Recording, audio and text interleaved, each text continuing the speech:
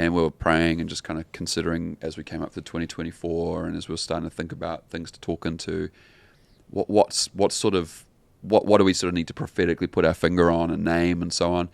And one of the conversations we found ourselves having that seemed to be really naming something was, just feels like everyone's drifting. Like the drift was the key word. It was like there's this drift now where like people are just unsure of what the key pieces are, and they sort of lost that sense of assuredness, even in their schedules and in their being in the city. And I think of even like the work from home thing. It's like the city is feeling the pain of there aren't people arriving every day to go work in the buildings to then go get sushi for lunch, and so the sushi shop's dying. Like it's just like everything felt like, where are we at right now? Yeah.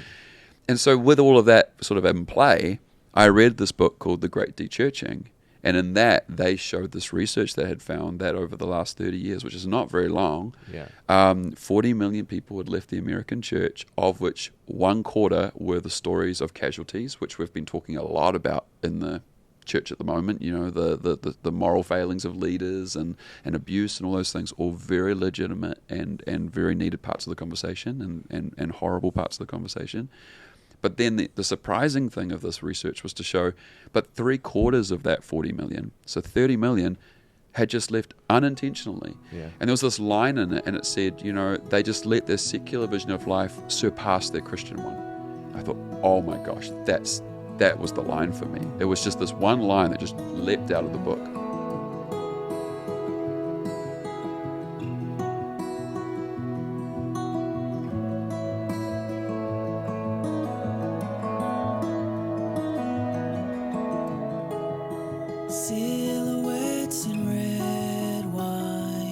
Kia ora koutou and welcome to Lunch on the Way. Graeme and I had the chance to sit down a little while ago with Pastor Dan Sheed, who is the co-leader and pastor of Central Vineyard Church in Auckland, and he's been leading that church since 2015. And he's had many years of pastoral experience within the Vineyard movement, and we had a great conversation going through his story of ministry, his call to ministry, and what his church looks like structurally, and some leadership nuggets along the way when it comes to being a pastor. But I would just first like to say thank you so much for listening and being a part of the conversation. And if you'd like to show your support, you can leave a review on whatever podcasting platform you use. And if you're watching on YouTube, you can leave a like and a comment there as well. And as always, the music you're listening to is written and composed by my friend Josiah David Swim, and you can find him on Spotify. We hope you enjoy today's conversation.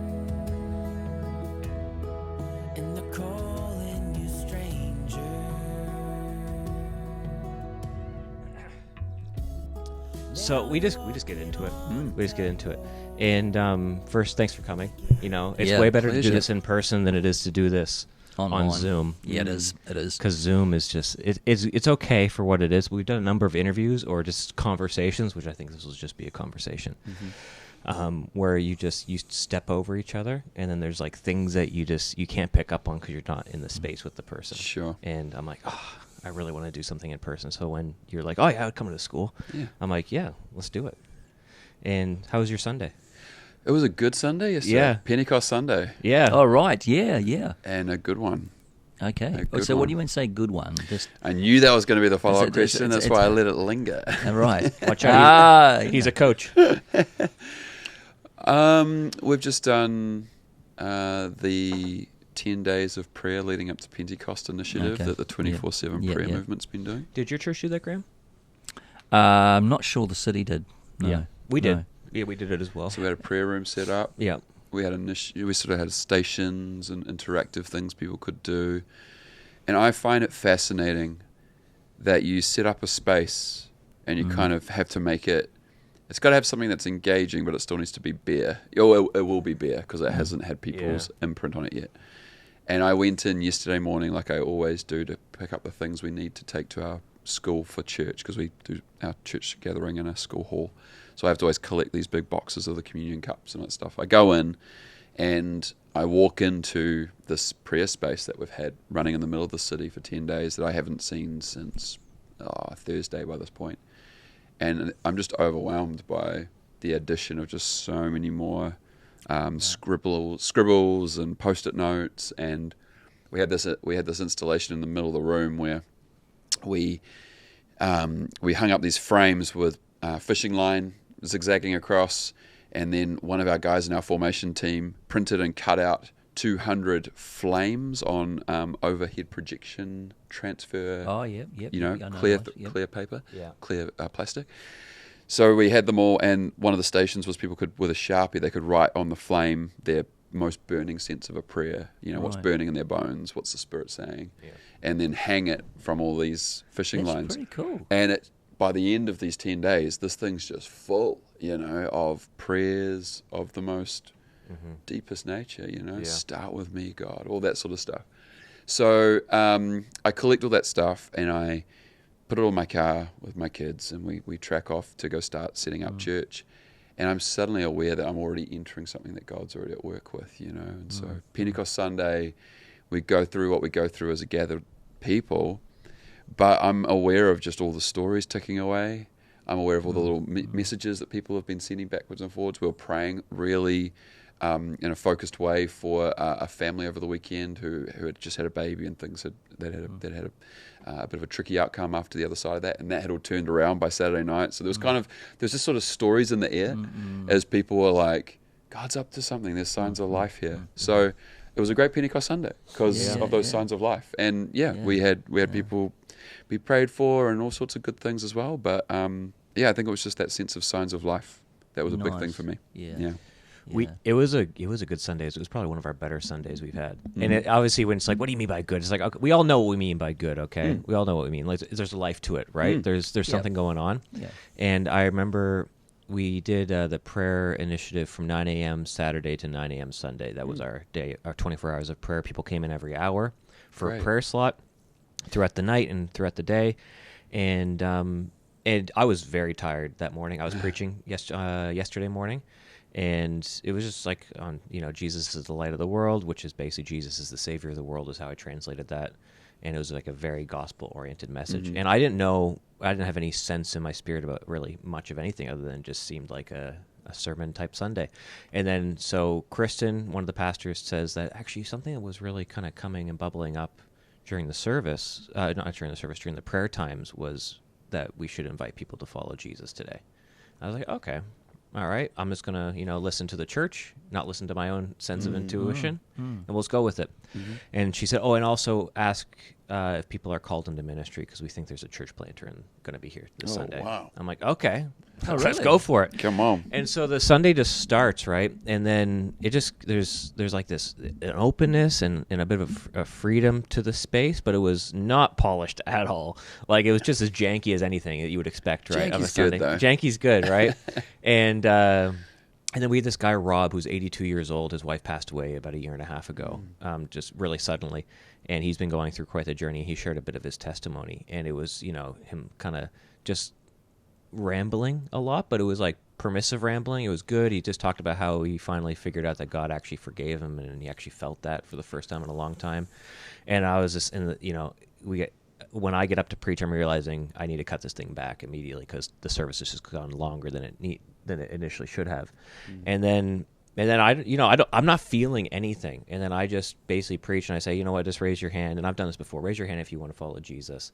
And I rarely do that, but I've done it before, and maybe like one person out of 200 raises their hand. And then as I'm just saying, I'm like, let's just see what happens. People are telling me I should do this. Let's just do it. And then all of a sudden I'm like, counting in my head, I'm like, I should actually pause because it's taking a little while for hands to raise. How many? Like, I think at least 15. Wow. And I was like, what the heck? I was like, sick. And then so I had written out a prayer, a very basic Jesus prayer for them to pray after me. And I said, let's all pray this together, not just those who raised their hands. And then I said, okay, let's pivot here. Then who's called into ministry? I didn't even give it a lot of preamble, no lead up at all. I'm like, all right, who called into ministry? Light a candle as I leave and as the song's being played, and then we'll come pray for you. And then 4 people lit a candle. And I'm like, what? I'm like, what is going on? I'm like, Man. and so this is why I asked you, how was your Sunday? And so I'm reflecting on right now. So I'm glad I said good needs to be defined. That's right. Yeah. Because otherwise it's vague. Yeah. That's right. That's fantastic. Yeah, it is. And I'm like, man, this was like I said, a janky Oh, Sunday. 4 people. Like nothing was like we had an order of service. We've kind of waffled our way through certain elements of the service. It was not polished at all. But I got this sense that I'm like, man, we prepare so much for ministry, and what actually happened on Sunday had nothing to do with any of us. Wow. You know what I mean? Yeah. It's just like, who knew that God actually does stuff despite us? He's already at work. He's already at work, and you know Oh, it's it's the really great nice promise. when you're a Oh, part of that. We could have a wonderful conversation about prayer, and because I've just marked a master's thesis. Actually, it's on Wimber. Oh yeah. It's one of your not your congruents, Wow, but down one of south. my favorite, And he really? wrote on John Wimber's view of providence. Right. Yeah. Yeah. So that's sitting around my head, and providence in terms of the way Wimber in his praxis about prayer, and very interesting. Flesh it out a little. Eh? I want to hear. Tell me a little more. So he basically gives takes quite a wide view of various models of, I think this guy Tennyson, views of, it's 10 views from sort of process theology right through to a much more sort of Barthian, quite reformed, and then sort of analyses the resonance and dissonance of Wimber, where Wimber was. And I mean, there's quite a bit that jumps into a number of those categories. Yeah, right. But what you get is that this thing of, does prayer, how much does our will and God's sovereignty play? I mean, it's a really interesting question, isn't it? It is. Fascinating question. Yeah. So what you see is this picture of, I think of a wonderful picture of Wimber working out his theology and his experience. Because he's got some quite tragic things in his life. And he was quite the practitioner. Yeah, absolutely. So yeah. That's one of the big things. I mean, I never met him or anything, but as a second generation vineyard pastor, my dad's a vineyard pastor, and I'm a vineyard pastor. Yeah. We grew up on road trips listening to Wimber tapes. Yeah, yeah. On the holiday drives, so yeah. it's kind of a bit of the soundtrack of my formation, really. Yeah. But he was always so pragmatic. Yeah, and I think that comes through this particular thesis. But it did, as I was reading it, I was thinking, like I'm a great believer in prayer, as one would think, in terms of following Christ over a long period of That's good to of hear, life. Yeah, but you know what I'm saying. But you do wonder. So I was reading it through. Where do I sit with prayer? Because from the more kind of, I guess, experiences of Pentecostalism, one would think that actually everything hinges on us. So I don't know where I quite land in all of that, but well, that's what I was working through, because I'm like, so I'm coupling this thought, Dan, with I know people who are probably listening to this episode maybe 4 weeks from now when we publish it are like, stop talking about the Bible Society survey in the UK. I'm like, I'm going to talk about it again. I thought it was so fascinating how all the churches, except for Pentecostals who were growing, who are seeing new converts, all the churches like Orthodox and Catholic who could care less about being relevant are seeing some of like the biggest growth.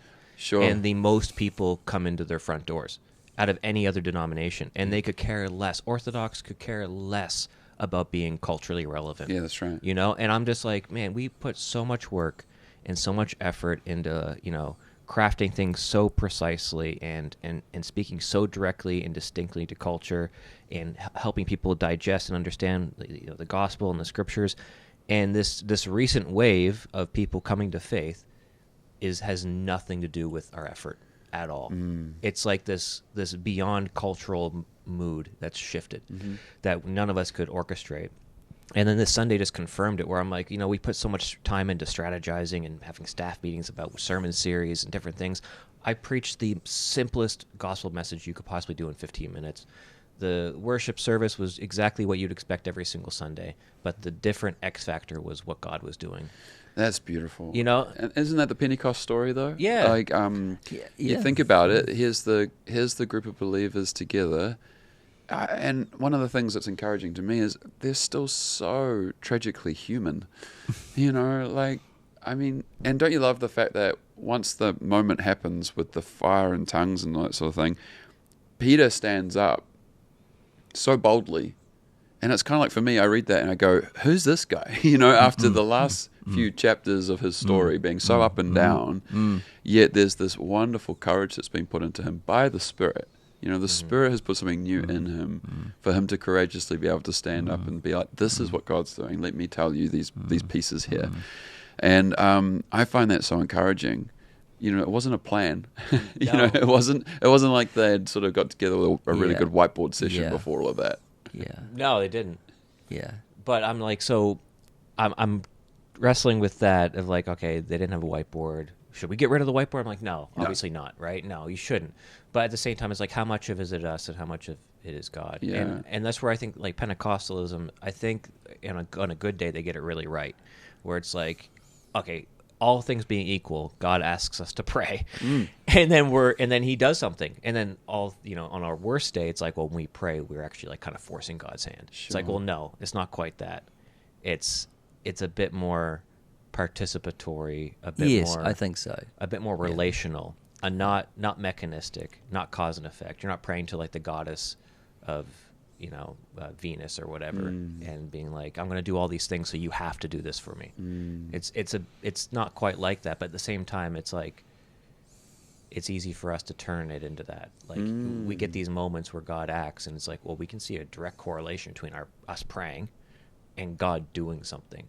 Yeah. And the temptation is just to kind of be like, well, then was that us? I think if I was to look at my life and just sort of maybe chart some sense of growth in that journey, I think I would say that my prayer life has radically changed as my understanding of how large the church tradition and church and the story of God and the kingdom, as that gets bigger, I sense my sense of prayer almost grows incrementally with it. Not in a trying harder way, but in almost as just a natural response way. I remember when I was sort of late teens and I first learnt about Ladd's kingdom inauguration eschatology. Oh, yeah. How old were you? I was 17. Yeah, good age. Wow. I was 17, and I it literally was one of those moments where I thought, this changes everything. Yeah. This changes everything for how I will now pray for the rest of my life. And then in my 20s, falling in love with Eugene Peterson's writings and realizing this more contemplative practice of praying the Psalms. Again, as that got bigger, my prayer life got bigger. So just the whole world gets bigger. Yeah. It doesn't get less engaging; it gets more engaging. But also, it becomes is simpler a better way to say it? I don't know if that's the better word, but it's almost like it gets less complicated. Yeah, less complicated. Yeah. That's it. Which is simpler, a better way of saying it. I was trying to think of a way of actually describing, and maybe this is a question, a statement, but it's kind of hanging in as a question too. Is that going back to my own experience in terms of Pentecostalism, like you had to go to the prayer meeting, because we've got to pray to get this. Whereas I look on this side of my life, and prayer has changed from a way of doing to a way of being. Yes. So it's. I was trying to think of an analogy of just this comfort of being in a space where you're more prayerful, because that's the natural thing to do. Why wouldn't you do that? Whereas opposed to when I was younger, in my tradition, it seemed to be a task to do. Yes. Does that sort of resonate with you, or similar? So. Yeah, like I just think of the prayer room I was referring to earlier, and we set that space up as an invitation to our people. Yeah, we don't set it up as like some sort of coercive or like something like something sort of to strong arm our church into some action. It's more like, we're going to make the space. We want to invite you into this because God's at work amongst us. And then the more as we build, this is a genuine pastoral work at the moment. The more you build storytelling into telling people, this is what's going on. These are the signs of life. These are the signs of life amongst us. This is what God's doing. Here's little snippets of that. Then the more a moment like a prayer room just becomes a meeting place for that. It's not a, do you know what I mean? It's not about it being like something to tick off. So it's a different, posh is a way of saying that, or a metaphor. Yeah, it's a posture rather than a having to kind of something that's driven. Yes. Yeah. Well, this is the thing that so when we interviewed Andrew Root, and so full disclosure to people listening, it's weird talking to people who aren't listening right now, but will listen in the future. Dan, myself, and Graeme had a wonderful conversation over lunch, which prompted this whole thing to happen because we're like, hey, let's have a big, longer conversation, but record it for you guys. But we talked about Andrew Root, and when we talked to Andrew Root, I remember I asked him about like, okay, what's with this whole growth thing? Like, it seems like it's ambitious. He's like, well, no, he said he thinks the New Testament version of growth is less about growing into someone, like this idealized version of yourself, and more about growing into Christ. It's not about reaching a level, it's about proximity. And so I was like, oh.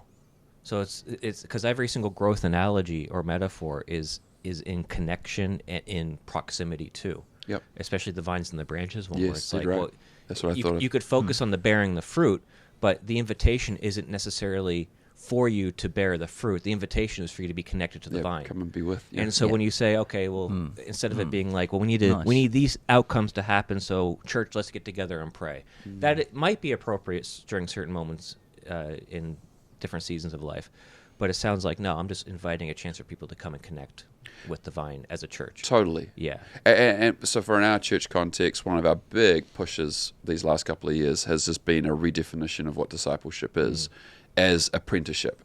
And if you've done an apprenticeship, if you've ever signed in to that kind of learning environment, you know proximity is one of the key pieces that cannot be taken off the table. So just to name that.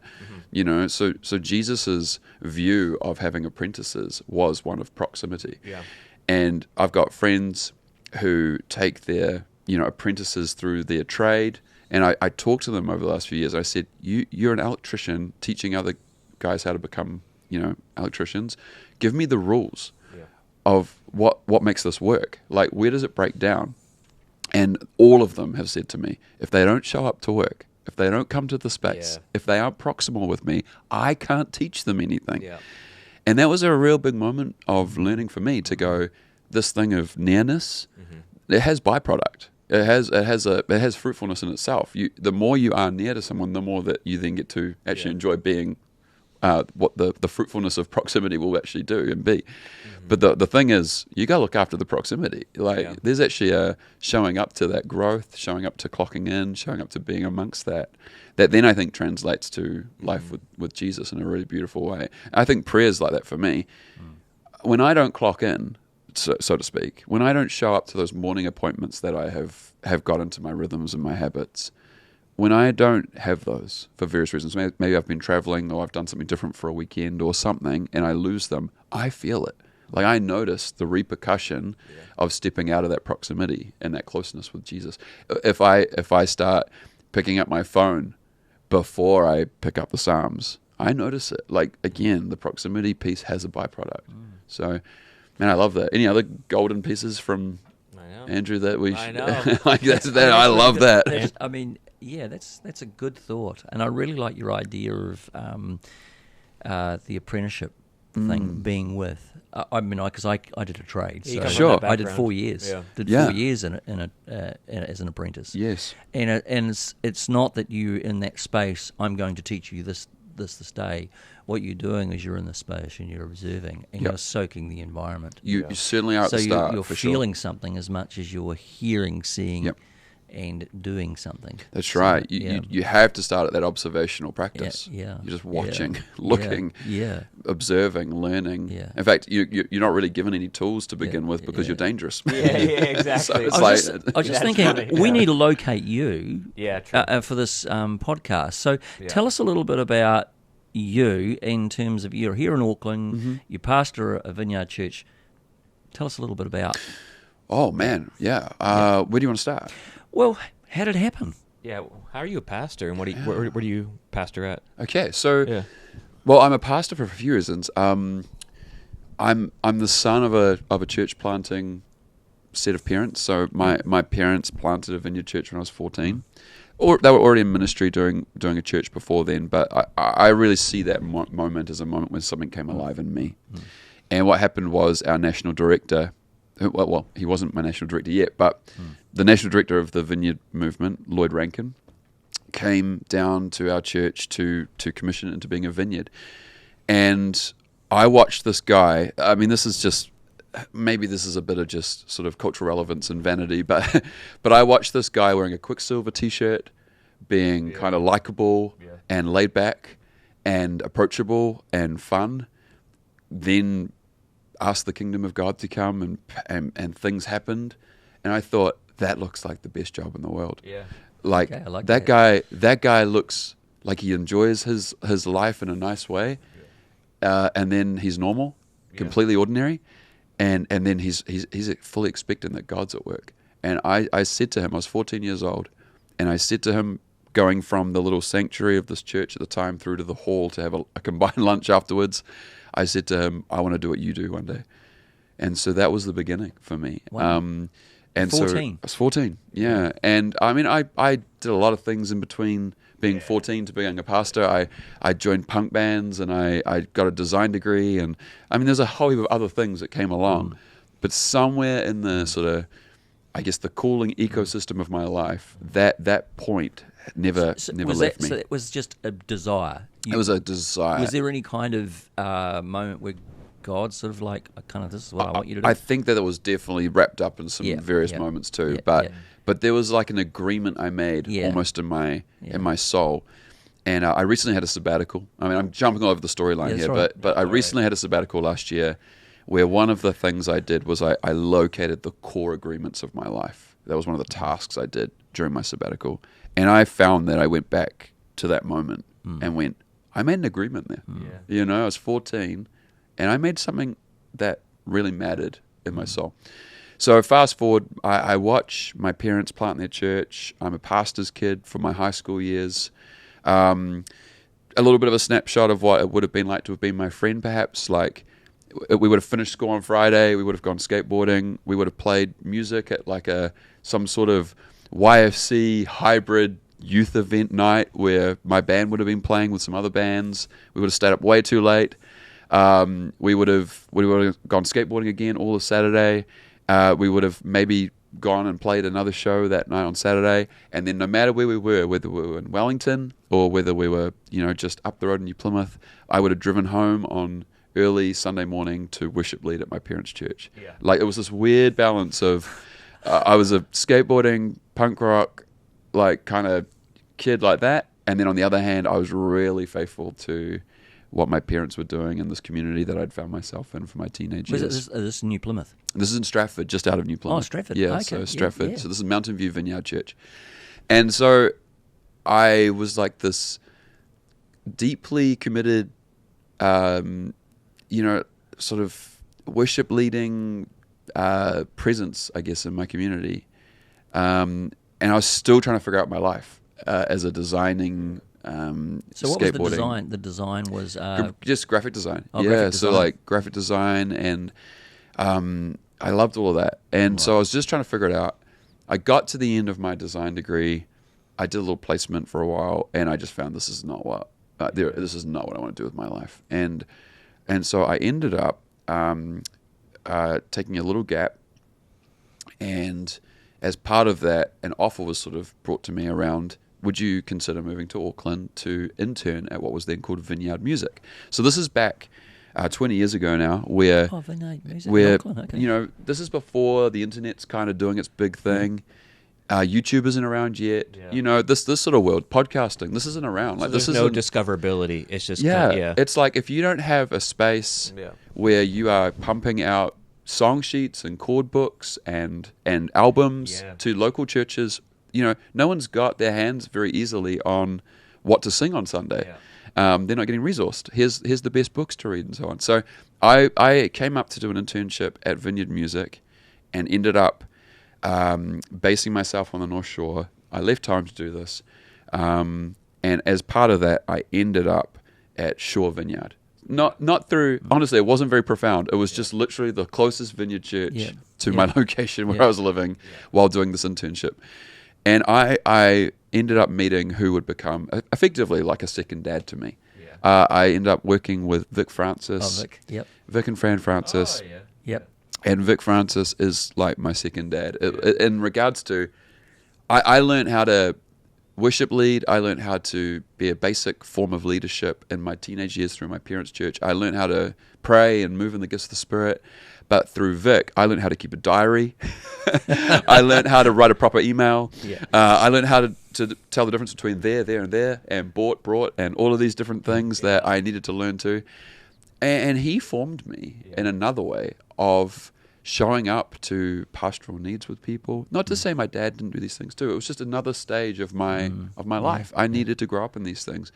So I did 10 years working at Shore Vineyard, and I was formed deeply in that church context as a more rounded, just skilled person, and kind of shook off a little bit of the sort of punk rock. Not that I lost it, but it just sort of shook off a bit of that sort of fuzzy edges, and I got a little bit more focused, on, man, what is actually this thing about? I started to read and love books. Like I wasn't much of a reader. So when did that change? During that 10 years? During that time with Vic. Was that Vic? Was a reader. He was a reader. He got me into reading. He got me into reading. I found Tom Wright. Right. I found Eugene Peterson. So what did he say? Here's a book. Read this. Well, he started to do a little bit of some of those things. Yeah. But he always just used to say that mantra, leaders are readers. And I know lots of people. I don't know who to quote that to, or to attach that to. But I just guess I never thought I was a reader. Yeah. And then in that moment of being with Vic, I started to discover the life that was reading. And I fell in love with, Eugene Peterson. Right. Became this voice. And it was almost like, if I could add a third voice it was like my dad had formed me, Vic was forming me, and then I was feeling formed by this other third voice of Eugene Peterson. It's a good trinity. Yeah, it is a good trinity. It is a good trinity. And so what happened was, I was working in this vineyard church. So I'm bringing it all together here. Yeah, here we go. I was working in this vineyard church, this deeply formed, charismatic experience of church, the kingdom now and not yet, reality of ordinary people doing supernatural things. And then on the other hand, I'm finding the voice of this pastor speaking to me deeply about a more contemplative form of spirituality. Not completely, not very far down you can go way further down the contemplative line, that's for sure. But it's like I'm merging all of these worlds.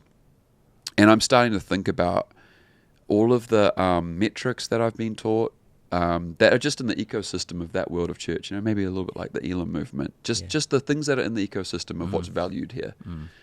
And I'm starting to think about the formational journey of a person in a deeper way.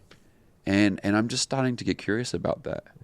And as we get towards the end of this season of being at Shore Vineyard, I find myself sort of hitting a ceiling. And it wasn't a ceiling that was bad. It was just a ceiling of like, I feel like I've got questions here, and I don't know how to now find an embodiment of some of these questions. And I don't have the leadership permission because I'm not the senior pastor, I'm the assistant pastor. So I'm living with a bit of that, but I'm also living with this deep contentment that I love being a pastor in this church with Vic. And what ended up happening though was we left town one weekend to go take a wedding of a good friend. My wife and I are driving all the way down to the bottom of the North Island, a long road trip weekend, one of those really good ones of lots of space. I take the wedding of my really good friend. We come up back through my parents' place to stay a night on our way back to Auckland. And then that morning, my dad says, I had a dream last night that I've actually had before.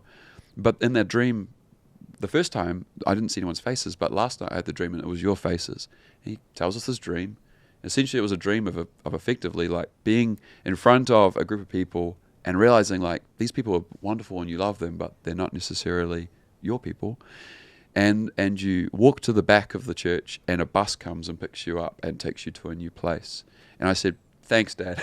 Like that great dream, but like, yeah, nah. Is that what you said to him? It was just like, we had too much cheese last night, like we drive home back to Auckland, my wife and I, we literally had this moment on a passing lane where I say, do you think that dream that Dad had is, and we both shake it. It's like, nah, it's not, it's got nothing. We get back to Auckland, we're unpacking the car, unpacking our things. I'm one of those people that when I get home from holiday, I want to unpack. I don't leave Yeah. it. You know, I just want to get everything back to zero. And I check my phone after we've unloaded our bags and got everything in the washing and all that sort of stuff. And there's a text, and the text is from an acquaintance saying, I have just been at a conference and there's been a ministry time. And during the ministry time, I just see this picture of you and you've walked out to this vegetable patch and there's no sign of life. There's no fruit. There's no green shoots or anything.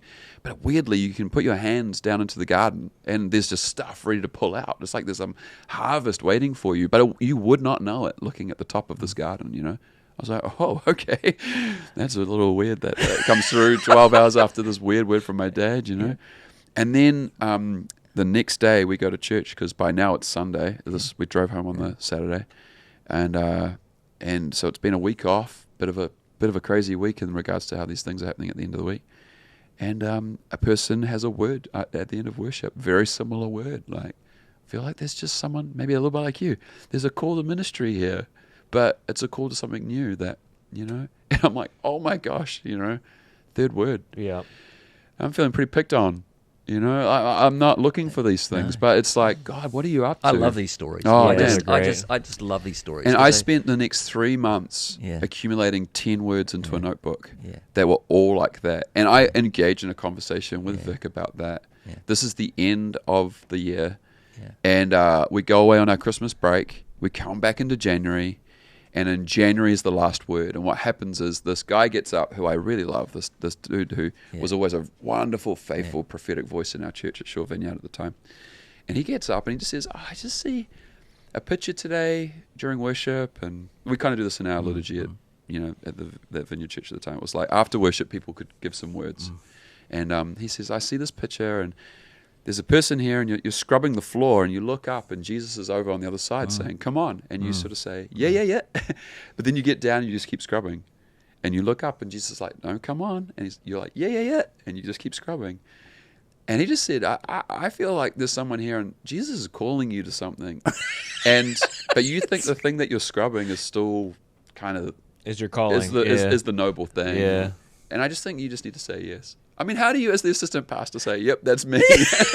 but that was the moment, and I went home that morning. Oh, did you go up to him and say this? I went forward for prayer very discreetly at the end of church that day, and just sort of asked for some people to pray for me about some things. But I didn't name any of that stuff as a result of just keeping it. Yeah. You know, there's some dynamics for a there. church, it's big news. Absolutely. You guys get it. So, but I went home to my wife. My wife's very introverted, very analytical. She's very thoughtful, and this whole process had been quite a discernment journey. You know, it really was. We were having to dig deep to go, what is going on here? This is really clear. But at the same time, we've just bought our first house in Auckland. We're a year into our first mortgage. Like, what are we going to do? Like, you can't just step out into nowhere. And what ended up happening was I went home to my wife and I tell her this word from that morning because she wasn't at church with me that morning. And I just burst into tears in the kitchen.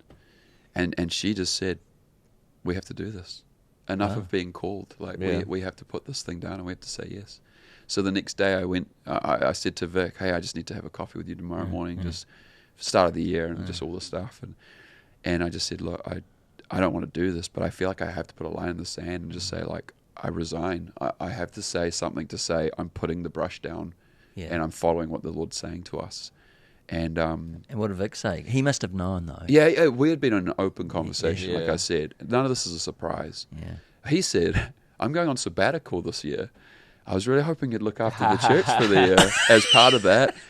But he said so faithfully, just said, like, do you sense that we could put the line in the sand, but you could still sort of stay here and look after things and keep figuring out what that looks like? Yeah. Would that still be would you still feel like there's honor and integrity to this? I said, yeah, for sure. Like, I don't know what I'm doing. No. I don't want to. I don't want to resign and just step out into like nothing. But I imagine you telling Vic I'm effectively resigning is like your step of obedience. It's the scrubbing the floor. Like, That's right. I'm lifting my head up. I've got to put the bucket down. I'm saying yes to all of these words. Yeah. And it was a really beautiful year. It was sort of. It wasn't even a year. It was maybe 7 months from there. Mm-hmm. So we said, hey, you go on sabbatical for the winter. When you come back, I'll then finish up.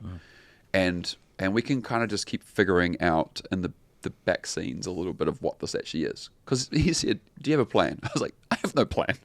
You know, I just have these 10 words in a notebook of I need to do something." You know what I really like about this? I love the vulnerability and I love the integrity of your interaction with Vic. And that.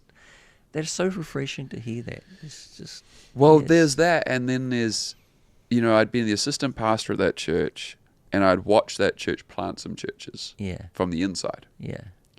And so I'd watch the cost of that. Yeah. You know, so every time a church is planted out of a church, it's a cost. It really is. It costs the sending church. They lose some great people. They lose maybe a great leader that has been raised up to do so.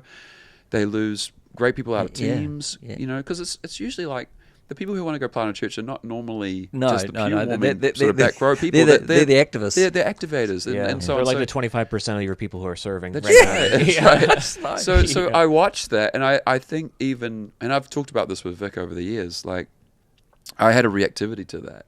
So even in wanting to go, I remember standing up in front of the church in October, and we told the church, "Hey, Dan's finishing up, and Dan's off to plant something." And I stood up in front of Shore Vineyard that Sunday and said, "And none of you are coming with me," you know, out of reactivity of this story. And it was like, we don't even know what this looks like yet. But hey, none of you are to come. I don't want to get an email from you on Monday, which it was just incredibly reactive. It was my immaturity there. It was naive. It was to think, you know, that this was going to sort of... Because there would have been people that would have wanted to go with you. And there were people that did. So the painful part of the story is as we planted and as things got going, some of those people started to naturally actually come on into our story, which then became painful later on for me and Vic, because it was like, oh my gosh, like, you know, I remember having a coffee with Vic after we'd planted our community, and you know, people were starting to sort of migrate over, and we would always be like, please don't, but at the same time, it was very natural that would happen for some people with the relationships and so on. Yeah, it's like, well, Dan's my friend. Yeah, that's right. Like, what do you mean? That's right. Yeah. And there were people saying, like, when you stood up to say it that day, like, we knew we were coming at some point. Yeah. So I had to have a very hard conversation with Vic, you know, a few years later that said, like, it just felt like we probably only just moved the pain to another part of the story, which we both learned from. Yeah. But in a way, I was trying to do the right thing, which I thought was the right thing, but it turned out to be, I just moved the pain. And what was to later on. It was his journey in that, in letting you go. You'd have to ask him, but I think we should get him on. Or something Vic's a great guy. And here's oh man, this is your life. He's about to walk in. No, fair. That's a fair comment too. But you should ask him. But I think we have had we are a story of a church that got planted in our living room with a few friends 11 years ago, without much of a plan. Yeah, we just had a sense of obedience. Yeah. And we worshipped and prayed, and we asked a couple of compelling questions. The questions were, what would it take to make a church that you think would have all the right ingredients that you'd tell anybody about it? So it wasn't about it being seeker sensitive. It was more like, what has to be alive here? That you would just tell anyone, this is what's going on at my church right now. It might be weird, but I still want you to come. Yeah. So like, what are those ingredients? And we landed on 4 ingredients. The fact that we were all utterly convinced, this little 12 of us sitting in a lounge, that the story had to be a big story. It had to be the story of the kingdom, that God is making all things new. Like, we had to capture that story again. What if that was the main motif of the great story that God's doing? Let's start there. And then we kind of went, well, for all of the grand sort of story piece there, we have to live it. That was kind of the countermeasure. It was like, you can tell a great story about how good this is, but if your life doesn't show that in some kind of way, it's kind of void. So our life had to be actually embodying that. And I reckon that's some of the Petersonian stuff for me. Like, that was like, your life needs to be living the way of that story. It needs to show it. It needs to be on the way of that. And then we were also going through this thing of, a lot of people around us were stepping out of church. They were de-churching. Yeah, because do you mind to ask how old you are now? I'm 40 now. I was 30 at the time. Okay, so that whole millennial age. That's right. People were stepping out, deconstructing, leaving church. There's a lot of them. Or saying, hey, I'm into Jesus, but I'm not into the church. To which I was saying, but you have to be into the church. The church is part of the gig. So we wanted to kind of create another line of the story, which was, we want to gather together beautifully as a gathered people. But then also this has to be for mission. This has to be going and scattering out into the city. And then the whole thing hinged on, and this is where we found the name of our church. It was all centered on Christ. All 4 of those pieces were all about what Christ was up to, the proximity to Christ, to name earlier. So we put Christ in the middle of it all. And then what we ended up finding was Christ has to be the center. So we named our church Central Vineyard. Yeah. Central Vineyard is to remind us every time we say our name. Christ I didn't realise that. I thought you were central because you were located in the city. No, we didn't have a city. We didn't have a geography yet. We were just some people sitting around in a lounge on the North Shore at the time. Central. I thought the same thing too. I was like, so where in the CBD area? I always just thought that was what you were. Yeah. That's where it was located. So and that's what you got. we had these 4 things. We named it, and they were like, now let's go build it. You know, as in let's go start gathering people into this thing. That is really exciting. So that's 10 years ago. Yeah, 11 years ago was that process. Yeah. We just celebrated our 10th anniversary of our first ever public gathering in February. Wow. Yeah. That's awesome. I'm interested to know, what was your intellectual journey? So we've heard a bit about your spiritual journey, but what when I say intellectual journey, your theological development, what did that look like? Well, I've done a few things. So like I said, I studied graphic design out of school. And then on the other side of that, I was always sort of dabbling around with some of the Vineyard College offerings at the time. So there was some Vineyard College programs that were being done. So did some of those. They were kind of, they were kind of 101 bar stuff, but really, really helpful formational things like learning Kingdom of God and all those sorts of things.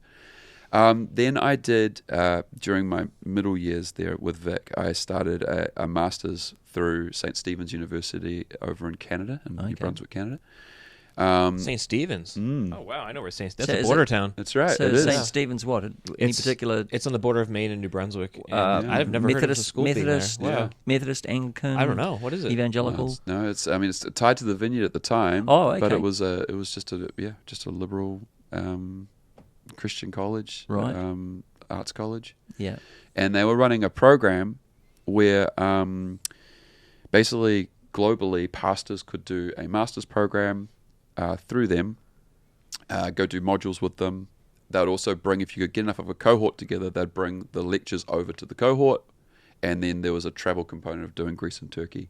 And it was kind of this really awesome 3-year program. Started at the start of the Apostles, right through to modern day. So each year was built around a different piece of the church story. Cool. And it was really well done. And it sounds like you got your appreciation for tradition kind of developed throughout that. Definitely through that would be a little bit more of that. So just full disclosure here, I didn't finish the program because studying offshore was very expensive. And we got to the point where we started to need to save for our house pretty seriously. So I had to let the last part of that program go.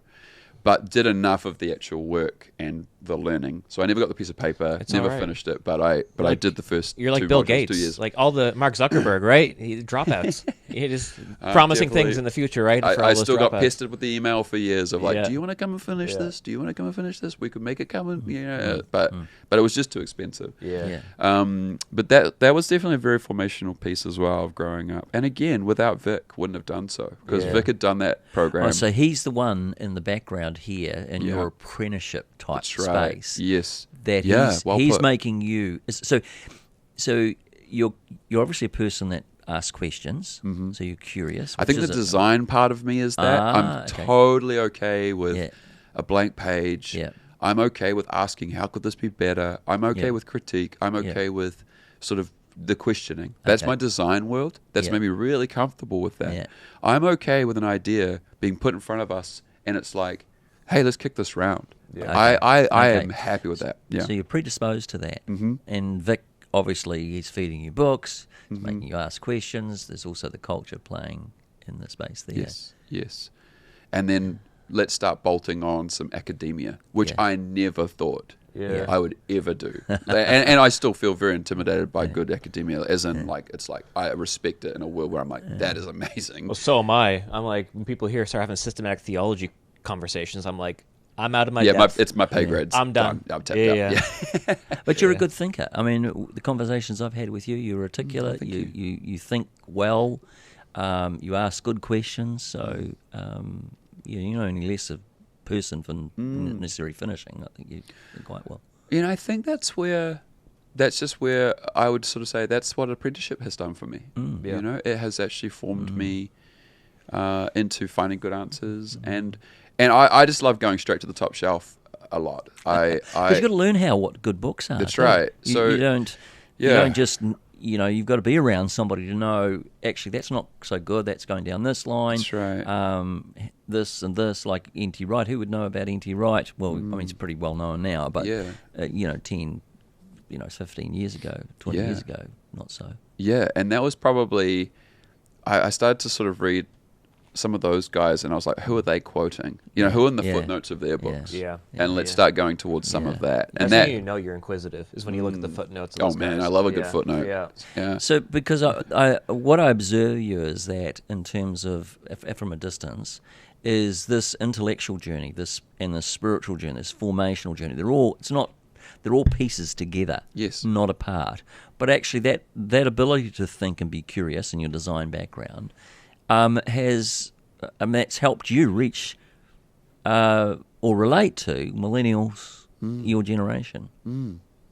So to pivot off that, Yeah. you wrote a book, Drift No More. Yeah, you did. Yeah. And that's how I first kind of got in contact with you, because Clint Usher shared. He said, "Oh, my brother wrote a book," and then someone who I know said, "Oh, his brother wrote a book." I'm like, "No, it's not actually his brother. It's his brother in Christ." Like, oh, okay. Yeah. So I bought it, and it's like, okay. So I bought the book, and it was really helpful to kind of see what anchors you need within your Christian life to be kind of anchored Yes. to the faith, because your observation was that people don't necessarily intentionally leave the faith. Yes. They just happen to leave the faith because Yes. there's a few anchors that aren't grounded. Yeah. So what were you seeing? Like, what brought about that book? And I think it connects with that, third piece of the church plant, which is, okay, how can we actually allow this church to be a church that people want to invite their friends to? Not because it's seeker sensitive, but because something's actually happening That's here. right. Yeah, so what was what were you observing around that?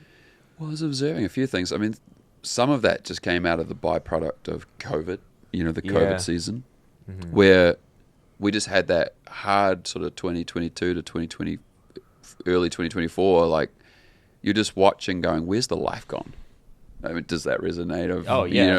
I don't know, but we were sort of looking around, and I was hearing a lot of my pastoral friends be like, I don't recognize my church anymore. Yeah. That was kind of the statements of, where did the thing go? Like, I remember in Auckland, the first lockdown, we were fine. Second lockdown, and the short one in August 2020, we were fine. Even the February 1, 2021, we were fine. It was that big one in late August, or August to December of 2021, that just kind of killed the life of the church. Yeah, right. And that's when we started seeing people just not come back. And so you're saying, throughout the lockdowns, you just noticed that there was a big shift that happened. Yeah, I think it was even after that. As in that's the diagnosis moment where you go, man, that actually has really changed some things for people, and what is it? And our church is structured.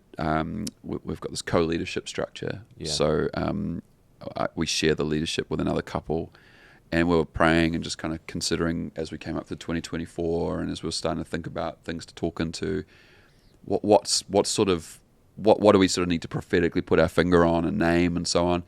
And one of the conversations we found ourselves having that seemed to be really naming something was, just feels like everyone's drifting, like drift was the key word. It was like there's this drift now where like people are just unsure of what the key pieces are, and they sort of lost that sense of assuredness, even in their schedules and in their being in the city. And I think of even like the work from home thing. It's like the city is feeling the pain of, there aren't people arriving every day to go work in the buildings to then go get sushi for lunch, and so the sushi shop's dying. Like it's just like everything felt like, where are we at right now? Yeah. And so with all of that sort of in play, I read this book called The Great Dechurching, and in that they showed this research that had found that over the last 30 years, which is not very long, 40 million people had left the American church, of which 1/4 were the stories of casualties, which we've been talking a lot about in the church at the moment, the moral failings of leaders and abuse and all those things, all very legitimate and very needed parts of the conversation and horrible parts of the conversation.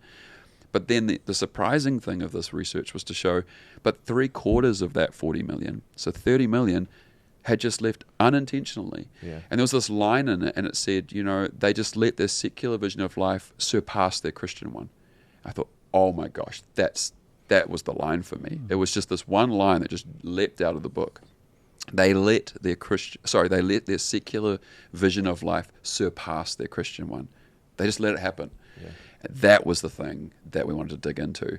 So for Lent that year, because Lent's gnarly, we just decided, hey, let's name this sort of slightly more gnarly thing. Yeah. Let's see if people are up for it.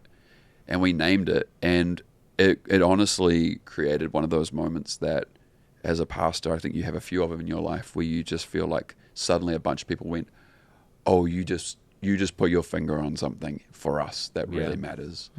And I often get a message or a someone will send you something and say that was great on Sunday, but this stuff was kind of like there was a swell of people going, you are naming something that we are right in the thick of right now.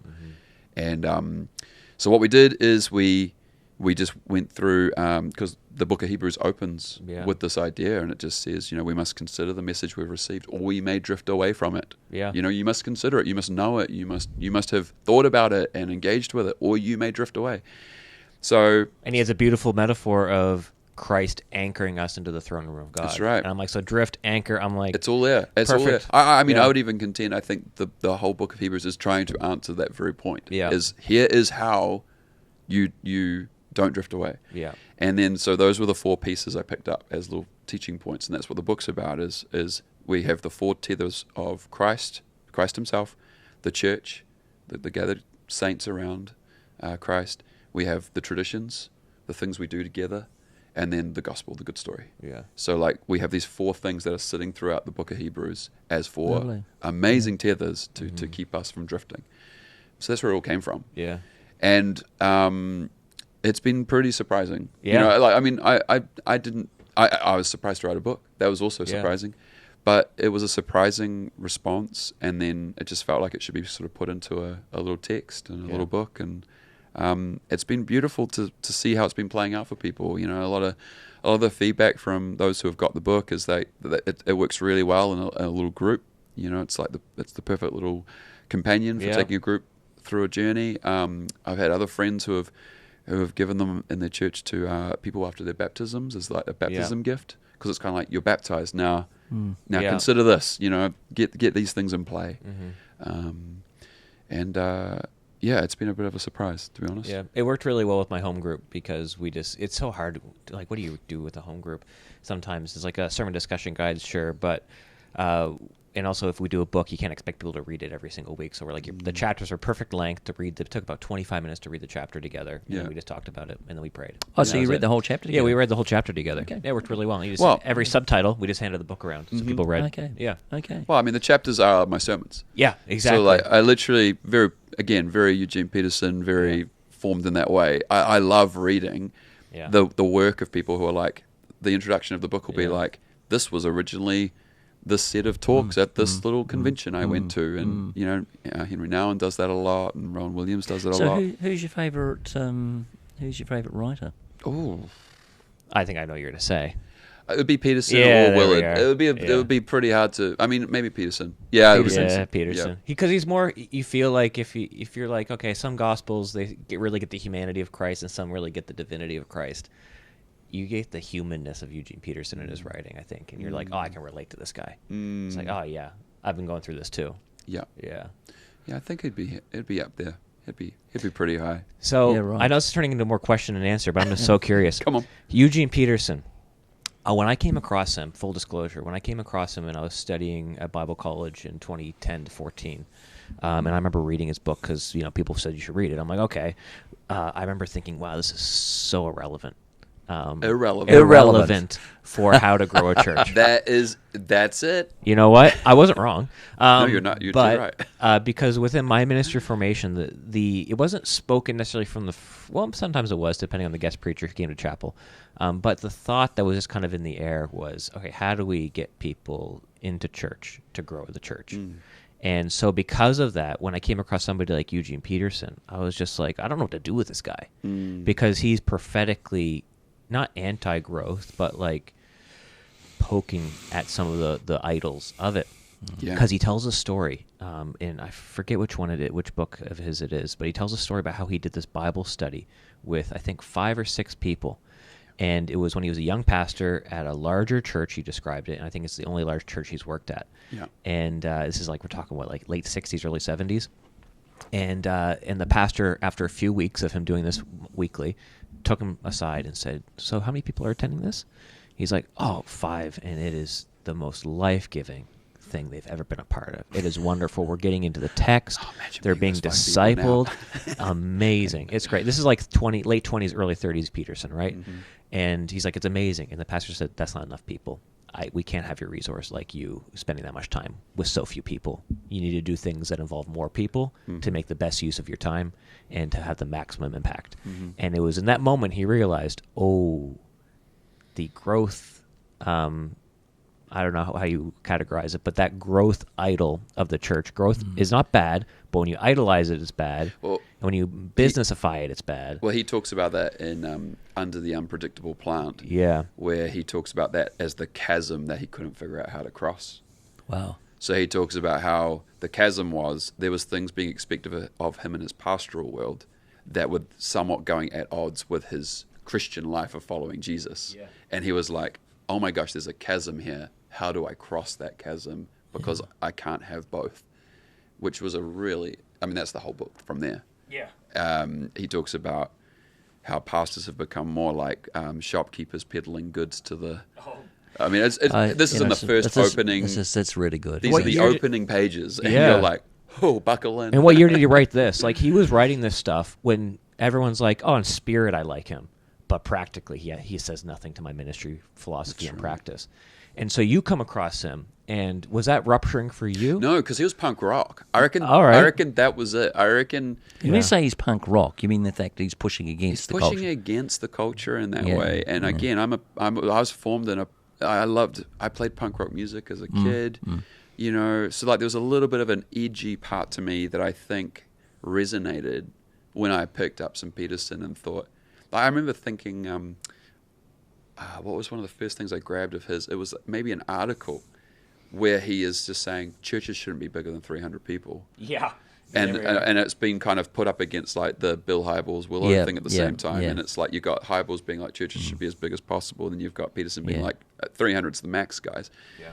And I remember being like, oh my gosh. Like, And I grew up in a music scene where it was like great to play to the best 50 people in a room. Yeah. You know, rather than go play in the arena. Yeah. So I could kind of see the same ethos. Okay. Yeah. And it was like this ethos of, at the end of the day, are you keeping in contact the thing that you actually want to exist for, or are you losing it for the masses? And so in punk rock and music, there's this kind of term of sellout.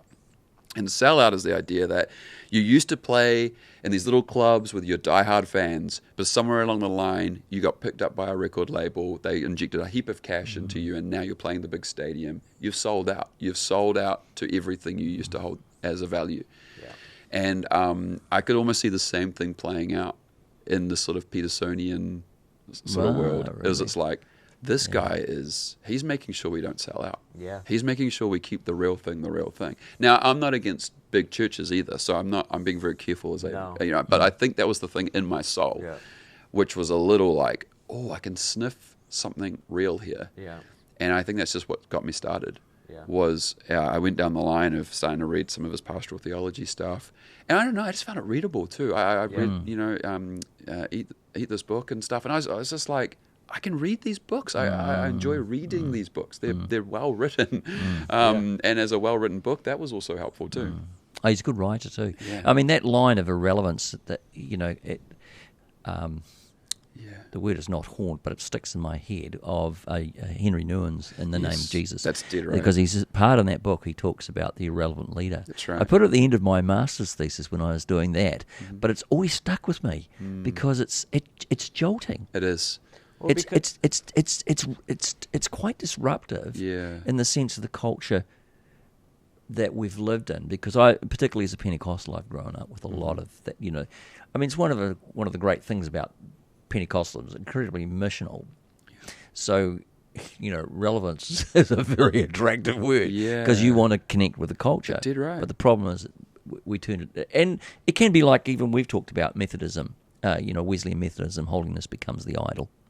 Well, and relevancy becomes the idol. Well, relevance, it's not to be, relevance and irrelevance might be the wrong kind of way to look at it, but it's helpful for the context we find ourselves in. Yeah. Because what is really relevant is asking the same questions that people are asking. Yes. Giving answers that nobody would expect, or they're not even they're looking for, is relevant. Not using Christianese or disguised language to describe your Christian experience is also an important thing to do, But it's not to say, hey, I'm willing to diminish the prophetic relevance, the prophetic punch of the gospel, so that you might just put your foot in the door initially, and then I'll give it to you piece by piece. It's like, well, it's not... That's the stuff I don't like, right? Or it's like, I don't want to cater to what you can get at the movie theater, or what you can get at the concert, or what you can get just through having a meal with your family. Like, there's something distinctly different about a church gathering and a church people of God that I can't do away with. And then so Peterson is a really helpful conversation partner in that, or mentor, because he's like, this is like, we shouldn't do away with that. Like the 5-person Bible study that you can't measure and doesn't have any clear output or outcome beyond just people feeling better about themselves with God and their Christian faith, that matters. Well, I think you have to put, what is this all unto in Peterson's vision? His end goal was that people were becoming saints. Yeah, there we are. Exactly. So like he was like, what is the point of this? Well, the point is that every single person under my care is becoming more of a saint. Yeah, and I think that's a really good question. I mean, that's one of the questions that I asked myself when I was pastoring. So what am I actually here for? Yeah. Because I'm not here to put people in, get more people into church. Actually, I'm here to help people form into Christ. So then all the questions flow from that. That's right. Proposition or conviction. So, I mean, it raises all sorts of other questions then about, well, so why am I doing that? What's the point of that? And I think for our story, what I found kind of the confronting piece there was, as we started to plan our church, was this thing had been formed in me so deeply now by this point of like, if this doesn't exist to help people become like Jesus, then like I just don't want to get out of bed for that. I don't want to. And so in the journey of our church, and as it grew and all sorts of things started to happen, we were always wrestling with this deeper conviction. The little punk rock part of me was like, I don't want this to become a spectacle. I don't want this to become this other thing. I want it to stay true to this commitment we made, that this would be centered on Christ, our lives would be centered on Christ, we're becoming more like Christ. And so with that kind of as the goal, it's become a really important sort of decision-making tool to make sure we stay true on that. So can I poke you a little bit? Because I know, I mean, I haven't been a close observer of you, but I know that when you first start off, you had quite a lot of success in the sense, and I don't like the word success in the sense that growing a church to a certain numbers is, but from, if I use that word as a sort of people looking on, wow, that church is really doing well. Oh, it was doing well at gathering a crowd at one point. Yeah. So how is that? Because that's the temptation, isn't it? That's dead right. Did you feel that? Did you, what was that journey like for you? Yeah, that journey was hard. And so... Which is crazy, because most people, you ask that question, your church is growing, you're having more impact, people inside and outside the church are really enjoying this, and it's growing momentum. Yep. And you're saying, that's hard. Yeah, so... What? So we were, like I said, we were 12 friends in a lounge. Yeah. Then we started doing some gatherings in a cafe, and then a school hall, and then another school hall. And from that lounge room to its peak, we went from being 12 people to pushing 500 people in only 5 years or 4 years. Which in the New Zealand context is genuinely crazy. It was crazy. And when we knew it was getting crazy. And then what happened was the burden of that very much started to be felt on my shoulders.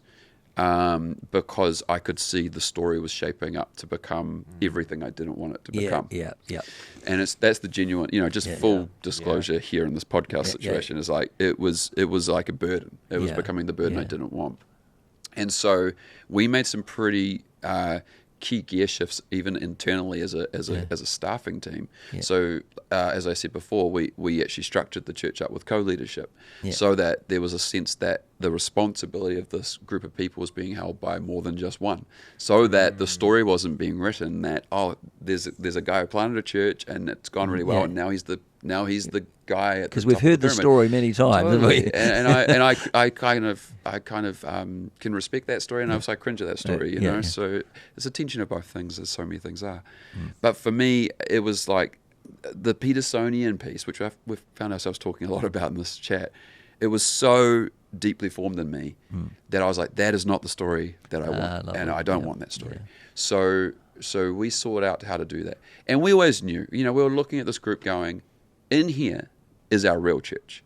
But at the moment, just with the way that this has been playing out and the time of it and how fast some of this has happened, a lot of these people are not our church yet. We're not even going to call them our church yet. So although we might have these sorts of numbers sitting in our room, we know that actually there's a group here that are definitely our community, and they've moved further into commitment in this journey with us. So we were always knowing that. But that doesn't change the fact that there's still a scale to it that you have to manage and you have to look after. So that was one of the big moments that really was surprising. So COVID comes sort of at the end. COVID came peaking that. We were trying to figure out what to do next. We were like, do we need to basically become a second church? Because we've filled our big school hall at Epsom Girls Grammar.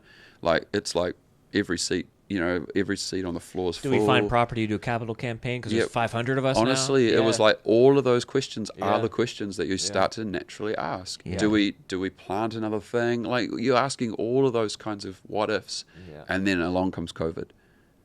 Wow. And it was phenomenal because in a way it was like the greatest gift. I was going to say, at the time you wouldn't think that, but that was what came to my mind just now.